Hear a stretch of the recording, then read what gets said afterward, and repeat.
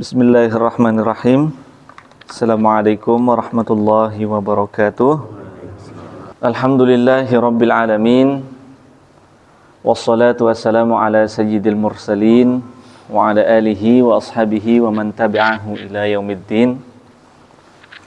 Qalu subhanaka la ilma lana illa ma 'allamtana innaka antal alimul hakim.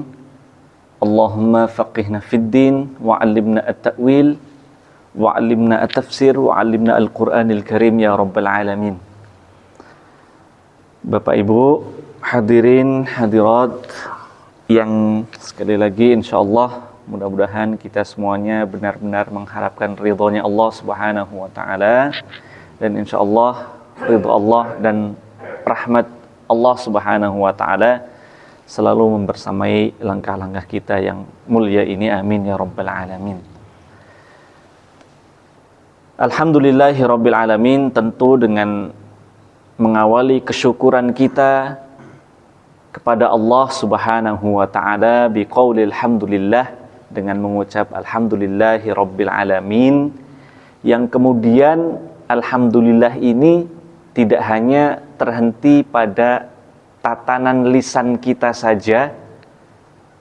Kemudian alhamdulillah ini benar-benar kesyukuran kepada Gusti Allah, Allah yang menciptakan kita, yang mencukupkan kita, bahkan luar biasanya Allah Subhanahu wa taala memberikan kita lebih dari cukup apa yang kita butuhkan sampai dengan detik ini, yang alhamdulillahnya itu tidak hanya sampai di lisan dan kolbu kita, tapi pengamalan-pengamalan kebaikan, pengamalan-pengamalan kebajikan, baik itu yang sifatnya ilahiyah atau bahasa kerennya itu spiritual, kesolehan spiritual kita berupa sholat kita, berupa membaca Al-Qur'annya kita, berupa alhamdulillah luar biasa sekali kalau Ramadan ya, kita selalu merasa diri ini itu rajin sekali ibadahnya ketika Ramadan. Alhamdulillah, itu patut disyukuri. Tapi kemudian apakah kesyukuran yang sebenarnya hanya pengaplikasian kebajikan-kebajikan kepada Allah Subhanahu wa taala berupa ibadah yang ditambah ketika Ramadan saja? Jangan-jangan kita puasa kepada Allah Subhanahu wa taala, kita qiyamul lail, kita bersedekah yang pada kesempatan jika Ramadan datang kita hitung-hitung lebih banyak porsinya daripada selain di luar bulan Ramadan. Nah, apakah kelebihan hitungannya ya? Hitungannya kan kelebihannya. Kita kalau ibadah di Ramadan tuh kayaknya lebih dari apa yang kita lakukan di luar Ramadan. Sholat kita, bersedekahnya kita, ya kan? Seolah-olah kita menganggap bahwa Allah Subhanahu wa taala mengistimewakan Ramadan ya ketika Ramadan saja, padahal tidak.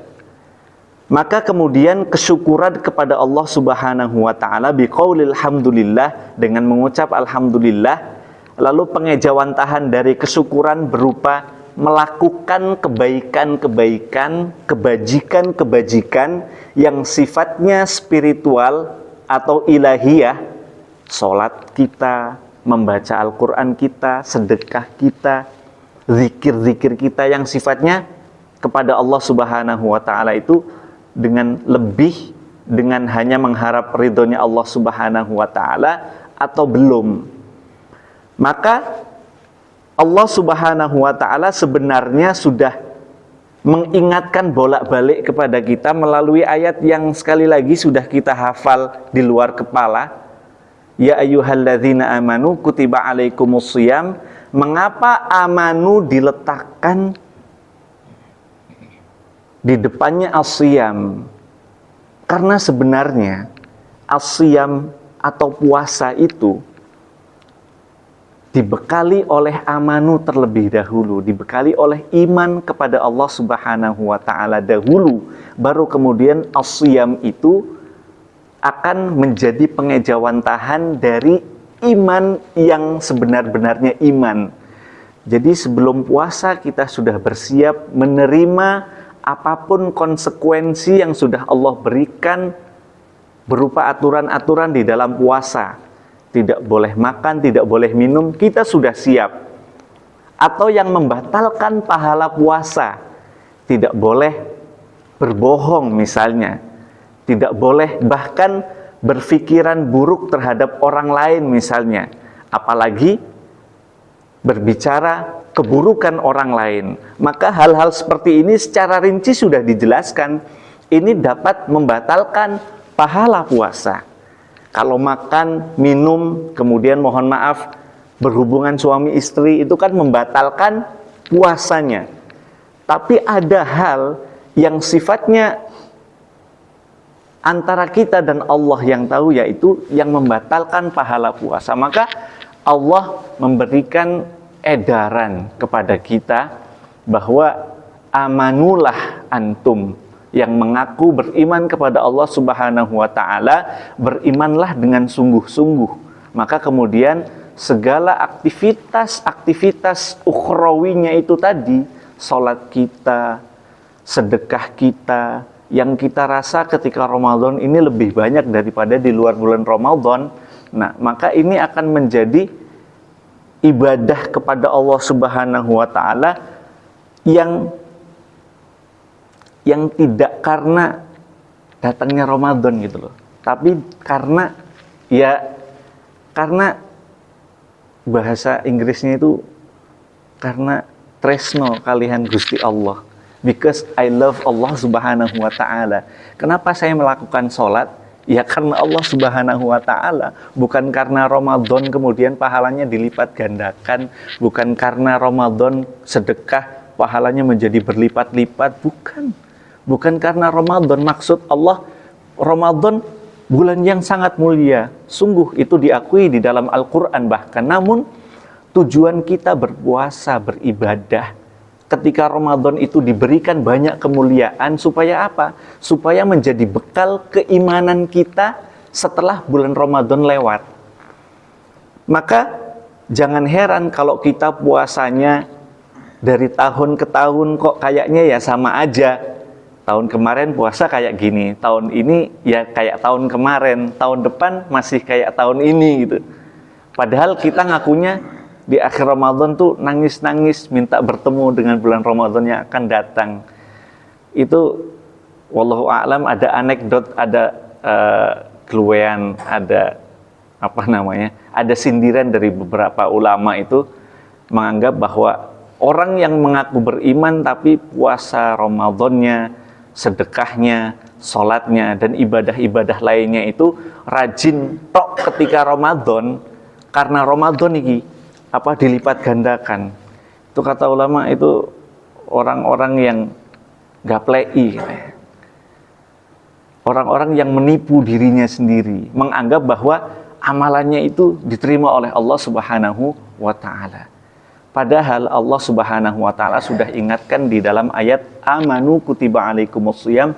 Dan kalau kita ingat flashback ke zaman Nabiullah Adam alaihi salam, kisah nyata yang diceritakan oleh Allah Subhanahu wa ta'ala di dalam Al-Quran, yang Nabi diperintahkan langsung oleh Allah untuk menceritakan kepada kita umatnya.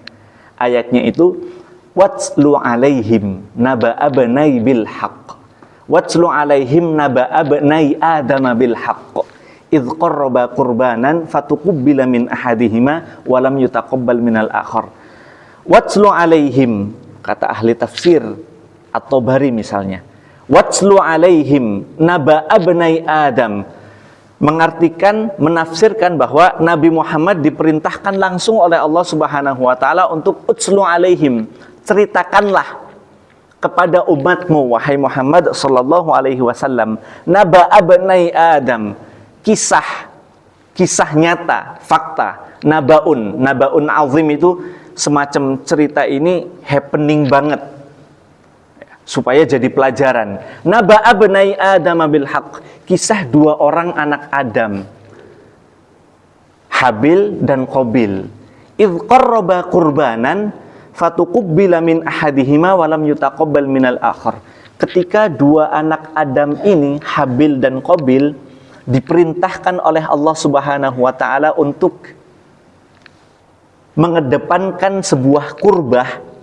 Dalam bahasa Quran itu kurbah, kurbanan, kurbah itu bermakna suatu upaya untuk mendekatkan diri kepada Allah Subhanahu wa taala. Maka kalau Idul Adha ada kurban, itu kan persembahan untuk mendekatkan diri kepada Allah Subhanahu wa taala, itu kurbah. Nah, kedua-duanya kurbah kepada Allah Subhanahu wa taala.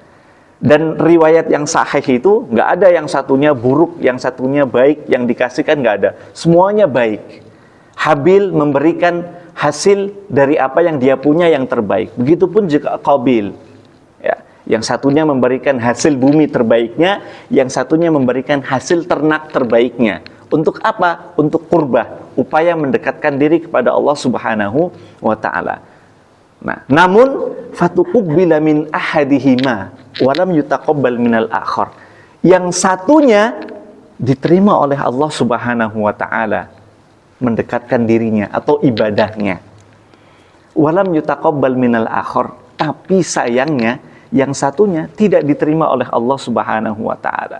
Dua-duanya sama-sama anaknya Nabi Adam alaihi salam. Sama-sama diperintahkan oleh Allah Subhanahu wa taala. Sama-sama memberikan kurbah, pendekatan terbaiknya kepada Allah Subhanahu wa taala, ibadahnya yang terbaik kepada Allah Subhanahu wa taala. Namun yang satunya diterima, yang satunya tidak diterima oleh Allah Subhanahu wa taala. Maka tafsiran ini menandakan bahwa sesungguhnya seyogyanya amal kita kepada Allah Subhanahu wa taala, salat kita, membaca Al-Qur'annya kita, mungkin menghafal Al-Qur'annya kita, sedekahnya kita, apalagi zakatnya kita, apalagi oh banyak sekali ibadah kita selama Ramadan, apalagi ya. Seluruh aktivitas kita, belum lagi aktivitas-aktivitas sosial, duniawi kita dan lain sebagainya. Maka seluruh aktivitas kita, ibadah kita, salatina wa jami'i ibadatina, tidak ada jaminan bahwa semuanya itu diterima oleh Allah Subhanahu wa taala. Bahkan kita tidak tahu satupun amalan kita apakah diterima oleh Allah Subhanahu wa taala, kita tidak ada yang tahu. Izin saya tanya, Bapak Ibu, teman-teman semuanya, ada yang bisa jamin nggak salatnya tadi nih, yang tadi saya diterima oleh Allah Subhanahu wa taala nih? Macam-macam sama saya, dekangan pusat misalnya itu, ada nggak yang bisa jamin ibadahnya itu diterima oleh Allah Subhanahu wa taala? Nggak ada ya. Maka ada kisah salah seorang ulama, Pak, nanti kalau udah waktunya sahur dibilangin, Pak, saya nggak berhenti nanti azan subuh juga kan.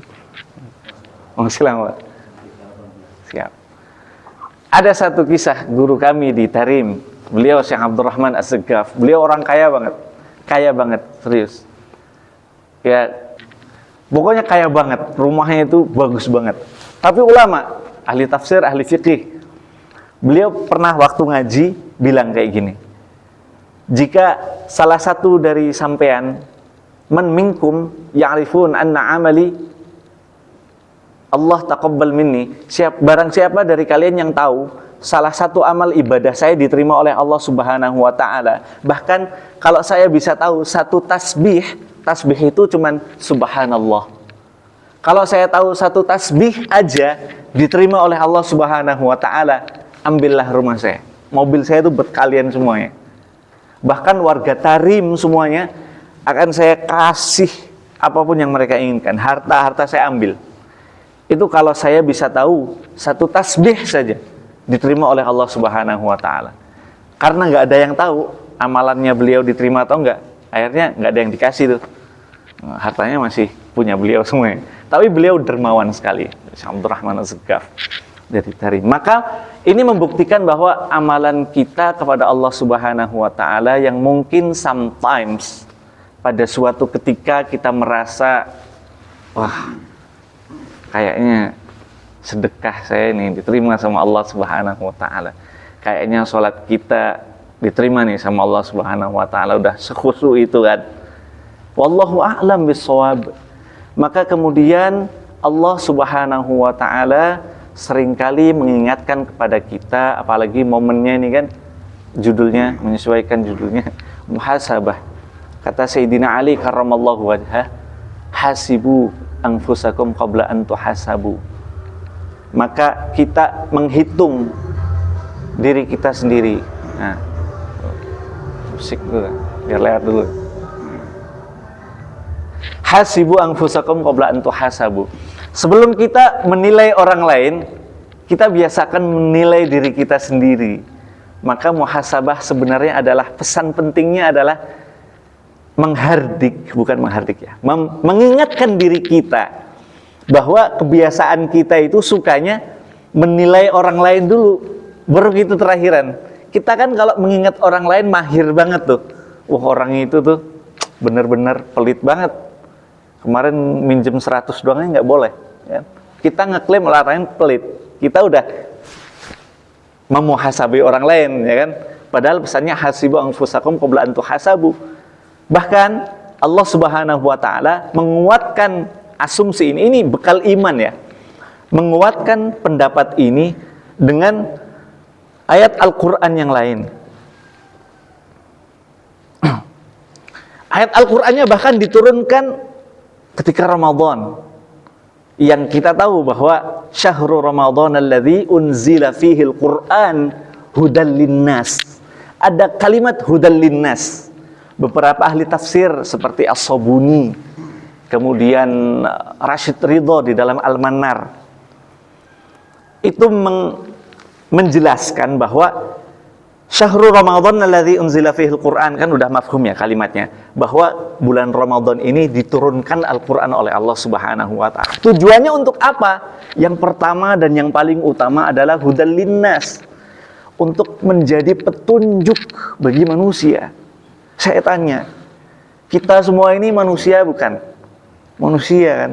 Nah, maka petunjuk bagi kita, yang pertama, petunjuk itu digunakan untuk menunjuk diri sendiri, untuk muhasabah. Karena apa? Karena Allah tahu sifat kita itu, manusiawi kita, suka menunjuk orang lain. Al-Quran misalnya berbicara tentang orang-orang munafik. Kita sibuk mencari, wah itu munafik banget sih orang itu. Ya. Kita sering mengklaim orang lain. Al-Quran berbicara tentang Fir'aun. Kita sibuk mencari Fir'aun, mana ini? Tetangga saya yang mirip Fir'aun misalnya. Teman saya yang mirip Fir'aun. Berbicara tentang Qarun. Sibuk mengklaim kejelekan orang lain. Mengorek-ngorek, men-scan keburukan-keburukan orang lain. Wah itu kayak Qarun. Minjem 50 juta doang aja nggak boleh kan. Padahal saya balikin tuh nanti. Itu misalnya. Qarun banget. Maka penunjukan kita terhadap orang lain itu yang sebenarnya tidak bisa dijadikan sebagai bekal menuju keimanan.